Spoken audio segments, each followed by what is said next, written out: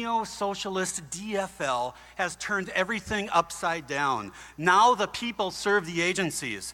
This must come to an end on the state and federal level. Because any citizen who stands up to these agencies, they get squished like an annoying bug.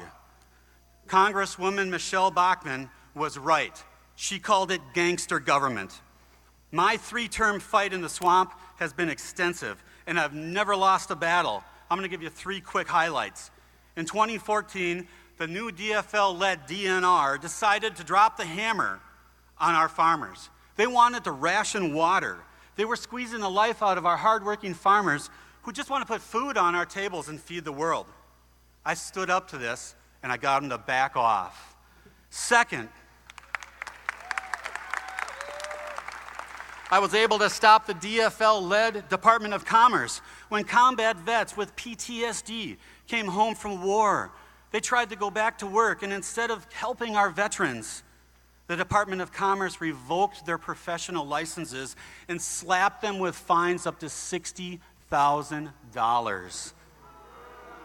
I changed the law to give our veterans the help that they need. Thirdly, I stood up to the Public Utilities Commission when they helped force an early shutdown of the largest power plant in the Midwest. They had no regard for the hundreds of people that they would force out of work or the economic impact on central Minnesota. To add insult to injury, they refused to allow for the construction of a new gas plant to hopefully replace some of those jobs and the lost income. I fought for that. I fought for 3 years. And get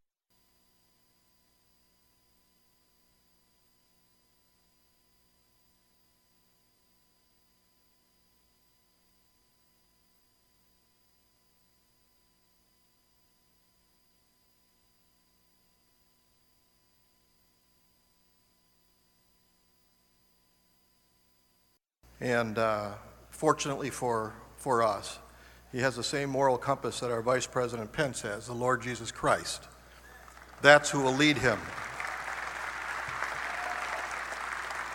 As Rick Rice said earlier today, we need to send reinforcements for President Trump. I think one of the most important things a president does, probably the most important because it goes on for many, many, many years, is the selection of U.S. Supreme Court justices. And Forrest would be right there to help the president do that. And we need a Senate with many, many more Republicans in there to get this done properly. And President Trump still probably has the opportunity to name 2, maybe 3 more U.S. justices. Thank you. So it is my privilege to introduce Fort Hyatt for U.S. Senate.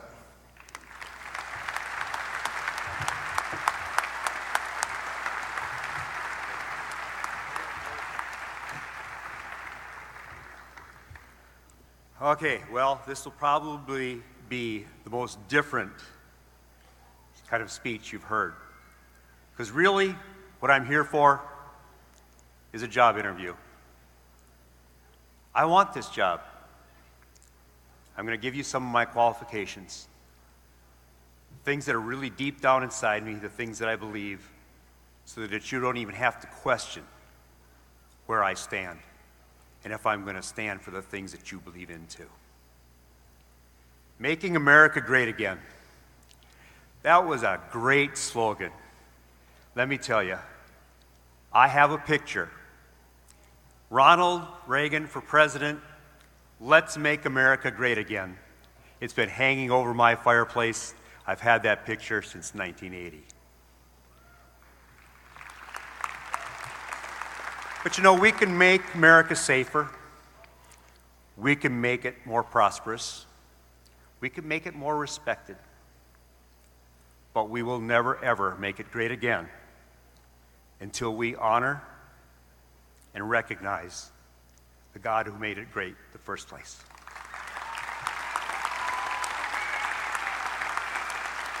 freedom and liberty come from God. You know, I've had a lot of jobs. I'm still a professional paintball player, but I've been a bus mechanic, I've been a radio announcer, and you name it, I've just about done everything. And I've enjoyed all of them, but the one I've enjoyed the most is that of being a chef. And as a chef, I could tell you, when you go in the kitchen, you set up a pot of soup, and you invite another 100 chefs in there, each one of them will go by that pot and add something he thinks is going to make it a little better. That's what we have in Washington right now. We already had a formula for freedom and liberty, and we've got a whole bunch of politicians that think they know better. Those ideas came from God, and there is a recipe out there. Has anybody here heard of the Liberty Matrix? Do you know there's a 180-ton granite statue that stands above Plymouth Harbor in a residential area that hardly anybody knows about, that has the full recipe of how we have freedom and liberty? It was put there so that if we ever lost our way, we would have something to go back to instead of trying to think we know how to do it ourselves. That blueprint starts with a statue on the top named Faith.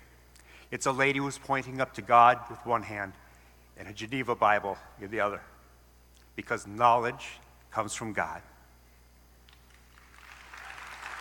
We are a Christian nation, and it's about time we started acting like it and quit apologizing for it. We are founded on Christian principles, and we need to restore those convictions. You know, the second statue that is part of this conglomeration is called morality. She has no eyes because she's looking inward, because morality comes from inside. You know, we used to teach morality in school up until about the 1960s.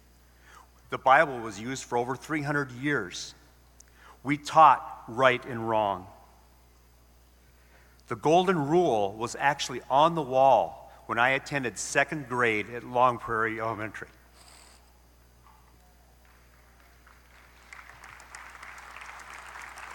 We can no longer let people call good evil and evil good. The laws and principles, the third statue that's on there is called law. Those principles are God's laws, and those laws extend into civil law. There's very few major laws that are not based on the Ten Commandments, but we've taken them out of our schools. A prison attorney, you know, one of those guys that's in there for life who's got his degree now, once said that there's 100,000 laws out there that'll put you in jail. And I say there's 10 of them that'll keep you out.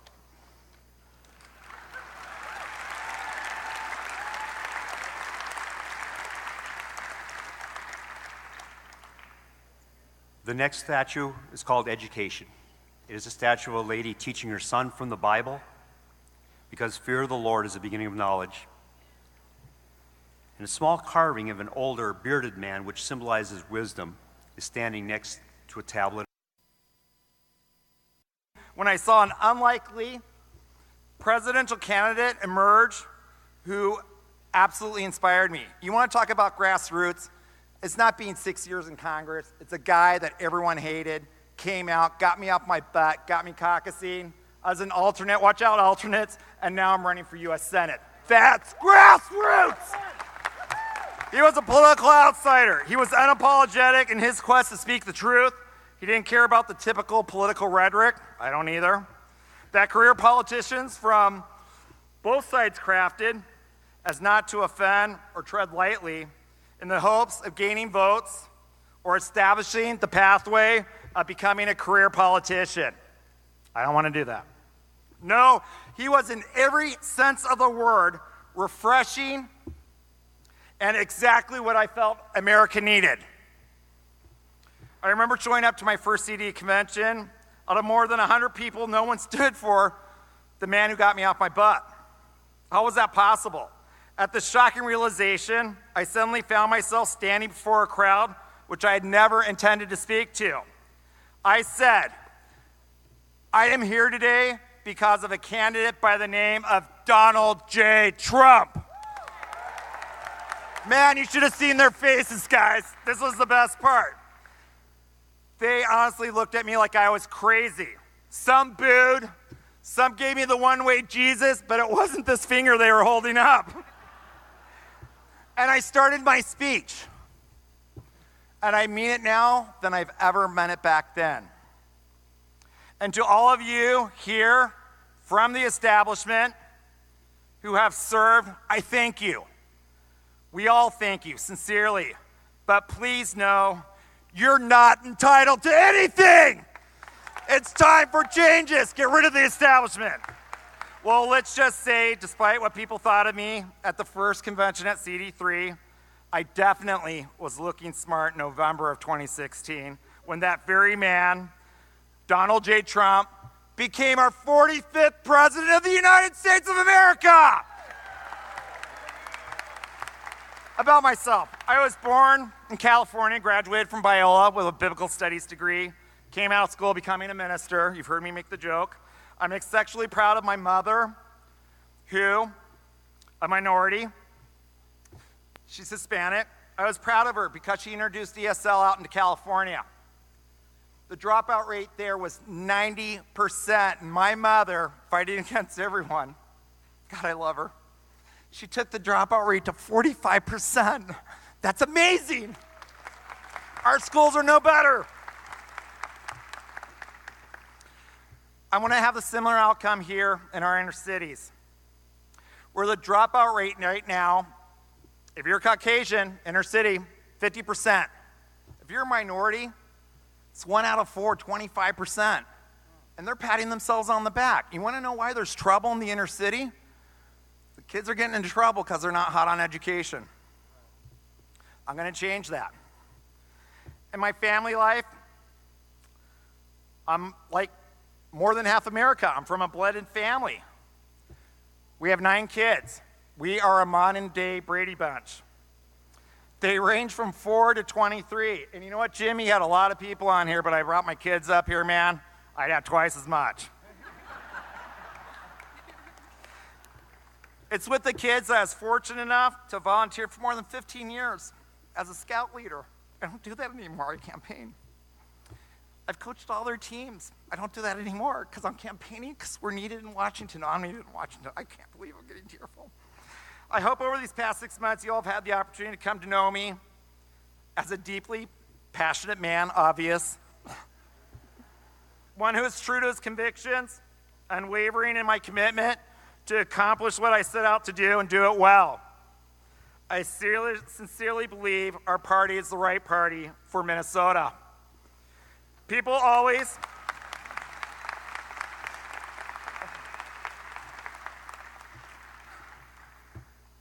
Oh, and by the way, I owe my oldest son $100 because he bet me $100 that they'd blow my music. People always initially ask me how I can be a minority in the Republican Party. Let's see here. Please clap with me if you agree with me, okay? I believe in God. I believe in upholding our Constitution. I believe in supporting our veterans, our elderly, our farmers, our miners, our loggers, and our educators. And I believe we need to help, and I also believe who we help matters.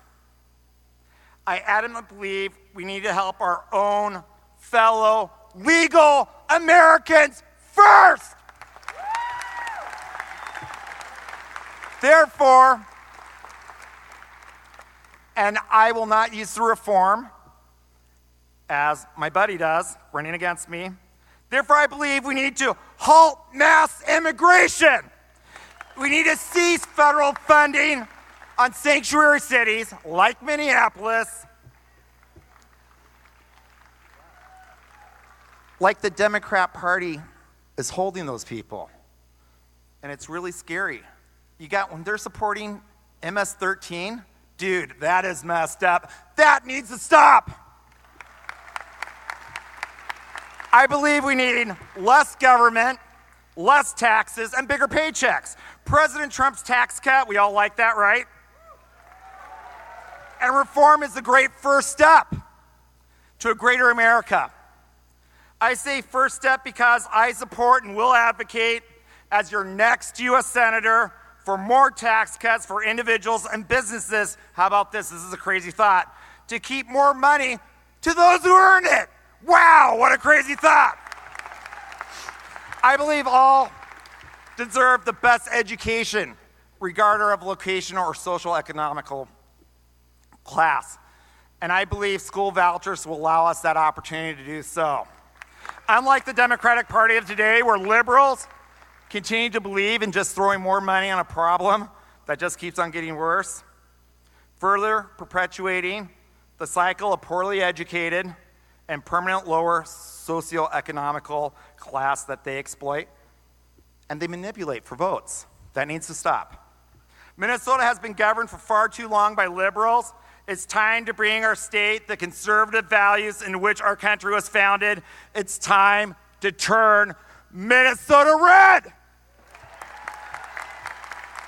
Okay, to recap. People don't say how they're going to do it, how they're going to beat Amy. People won't even debate me. I'm going to tell you how I'm going to beat her. Here you go. Listen up. Number one, capitalize on the significant area Trump failed to reach in 2016, the inner city.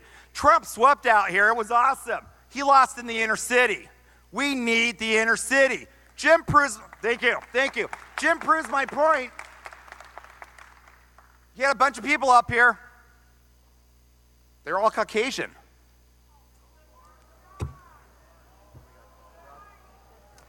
I'll retract that. I'm not going to get slapped because I went off my list. Okay, I apologize. Okay, we need to capitalize in the inner city. I'm a Trumper. I support Trump's agenda to revitalize the inner city. My campaign from day one had been committed to going into the inner city to help fellow minorities question with their loyalty to the Democratic Party, what they've done for them. I tell them point blank to stop giving your vote away for free.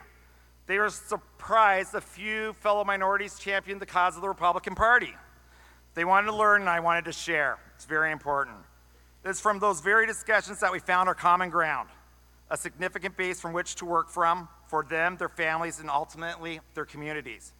They founded that they have voluntarily remained the opposite. They've been in bondage. They just keep on giving their vote away. It's time for a change on that. The second strategy is defeating Senator Klobuchar's to turning Minnesota red by engaging the Trump supporters. Out of all the candidates, and I've heard him speak 100 times, I'm the only one speaking Donald Trump's name.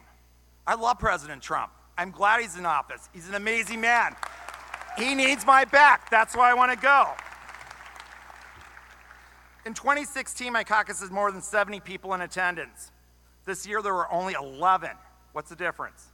What this signifies is the undeniable impact Trump had in our last election, and he ignited the passion in the people to get off their couches, participate, and vote.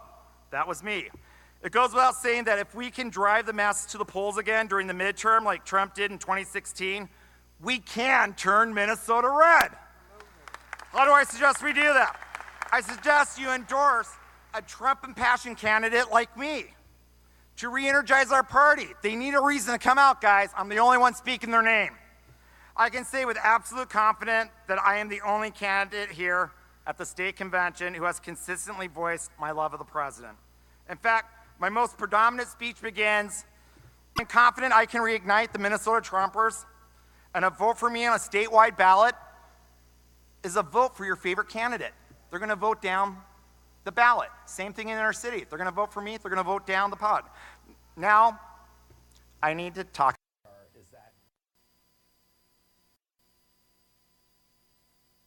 Right. She called it gangster. Third statue that's on there is called law. Those both sides of the education system. I was blessed with great parents that took that initiative to send me to that Catholic grade school, and it was the best times of my education. So I've also been blessed because my dad was in the service. When he was over in Pearl Harbor, he learned how to be a dental technician. He gained such valuable experience working on casualties working chairside in dentistry. When he came home, he started a family business. It's Anderson Dental Studio, and we've been in business for 60 years. And I am very fortunate. Thank you, thank you. And 60 years is a long time, and the reason we've still been in business that long is customer service. Everybody should be able to make a good product in your industry, but how you set yourself apart is customer service, and that's the kind of senator I'll be for the great state of Minnesota. Great customer service for all Minnesotans. Thank you. You know, I'm new to the Republican Party. I came because Donald J. Trump. He was somebody that inspired me, but I'm not new to politics. I was a member of the Independence Party, and I am the only candidate of all the Senate candidates that have run in a federal election before. So I've got the experience because I ran in the 6th District. I ran against Michelle Bachmann, and if you're going to run against anybody that's going to be a tough opponent, it was Michelle Bachmann. So I can handle these other candidates, believe me. She is a prolific campaigner, and I appreciate. We were both conservatives, but I just wasn't ready to come to the party at the time. So in our industry, what we do is make things. I'm in manufacturing. I've been a dental ceramist for 42 years. I've probably made some crowns and bridges for people out in the audience. I hope so. And if they were happy with it, it's a good chance that maybe I did make it. But, you know, it's not perfect. It's not a perfect world. So, you know, in a small business, you face all the issues that I know what's going on amongst all of us because I'm one of you. We're not only owners, but we're owner-operators. I sit at the bench. I make things, and I know what it's like to produce a product. I think it's an opportunity for me to be an advocate for young kids in high school. They don't really know what they want to do, but they thought, oh, I don't want to go to college. I'm going to be strapped with a lot of money, but I wish I could do something else. There's nothing wrong with being in the trades. I've had a wonderful career. I've had a great time because I make things, and guess what? I can still be a U.S. Senator. So this is what it's about. I can attract common sense Democrats, independents, people like Donald J. Trump did, because we can't win this state with just Republicans. We have to attract other voters, and Donald J. Trump has blazed a trail for people like myself that come from the private sector, and we want to get involved and make a difference. So I am thrilled to have a president, and I want to go out there because we've had 2 obstructionist senators, and we can replace it with 2 pro-America first agenda, and we will change the balance of the country. This Al Franken seat is a gift. We've got to take advantage of it, and believe me, I know I'm the candidate in the general election that can pull this back for us, because I can take the heat, because they're going to come at us. The Democrats are going to be coming at us strong. I'm ready for it, and I hope I can earn your endorsement, because if I can get the endorsement, I can get on that ticket. I will help spread my energy, because I got a lot of it, but I want to help everything on the ticket. We got Attorney General. It's been 47 years since we've had a Republican Attorney General. We got a great one in Doug Wardlow, and I want people to get behind him. He's already got the endorsement. We got John Howe now in the Secretary of State. I like him. We got great candidates, and not only am I going to fight for Tina Smith, I think it might be Richard Painter, actually. That would be huge. If I could get the endorsement and Richard Painter beats Tina Smith, could you imagine that? He left the Republican Party because of Donald J. Trump. I came to the party because of Donald J. Trump. I mean, that would be a match made in heaven, for God's sakes. The media would be all over it on a national. I don't know why we're not talking about Al Franken's seat. We were on a national thing on Twitter. People across the country think this is a big deal. 2 Senate seats in one election period. Well, I'll help to set, Jim Newberger and Rob Barnheiser, whoever gets that, I will be pumping that one up, because Amy Klobuchar is going to be the tougher one. There's too many Republicans that are complacent with her. We got to bring her down. She's been an obstructionist ever since Donald Trump got in. We got to take 2 seats, not just 1. So I'll be a fighter for all of us. In our industry, I deal with all the things that Congress and the Senate deal with. Regulations, health care premiums. I mean, I've had to purchase health care premiums for my family, for my employees, and believe me, it's been our biggest cost over the years. It kills companies. We need some more affordable options to compete. We don't have enough. I'm a big competition guy. The more options, the better. And we aren't seeing it yet, but we're gonna, because I want to fight, because that's one of our biggest issues. Healthcare. We're all going to be consumers of healthcare. But if you don't have some type of insurance, it's so expensive. Everybody should at least have catastrophic, so we're in the pool, eliminates the pre-existing conditions, and then we can get some better plans, cheaper plans, and we have more options. So that's one of my big things too. But I want to tell you here today, we have an opportunity of a lifetime. We can't let Minnesota slip anymore. We've had some real issues. And what we got to do is make sure we get this governor case right. I mean, that's going to be huge tomorrow, and I want everybody here to remember, we have people in the governor's race that have been running this whole time, fighting for this endorsement. So remember that tomorrow, that we got to come out of here united, not only with the senators, but with the governor candidate. We got great people, and they're here now, and they're here fighting for the endorsement. So I love the values of the Republican Party. I never came to the party before Donald Trump because I just didn't think we were delivering on the menu items that they serve. I don't like the Democrat platform. I grew up Democrat, but that was a completely different party. If we're smart, we're going to go out and reach out. If I'm a candidate that can bring in a lot of people that Donald J. Trump brought in, because people are sick and tired of status quo. And we've got to change it. And the only way we're going to do it is with new, bold, exciting candidates. And I would love to be one for you guys, because I've got it. And I'll spread it around for the whole ticket. We're going to have to be united. So I'm a dad. I've got 2 kids, and I've got 2 granddaughters, and I got another one on the way. I want my family to have the same Minnesota that I grew up in, because it's a beautiful state. But we're losing a lot of businesses out of here because of our taxes. We've got a lot of issues. The refugee resettlement that Philip Parrish has brought to light, and I appreciate him for that, because it's been a silent issue and we've never had a say in it. So we've got some outstanding candidates that are running. We can't blow this opportunity. And now you're meeting Bob Anderson, because a lot of people don't know about me. But when you see those Bob bites back, everybody will agree with one thing. You might not agree with Bob on all the issues, but he will fight back, and he will bite back, because that's catching on, and we love it. So I appreciate all of you being delegates and alternates, because you're getting involved. I can't even get some of my own family to get involved. You know, everybody talks at the kitchen table, and they complain about things. Until we get involved like this and make a difference, we're never going to change it. So we need to fire up, talk to our friends, bring in everybody we can, as long as they line up with our values and our issues. Why not? Because we're not going to take it with just Republicans. Donald J. Trump came closer to taking this state than we've ever done. Even Reagan didn't do as good as Donald J. Trump. So we got to remember that.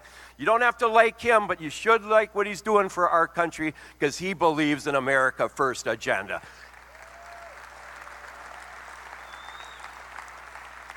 I appreciate that.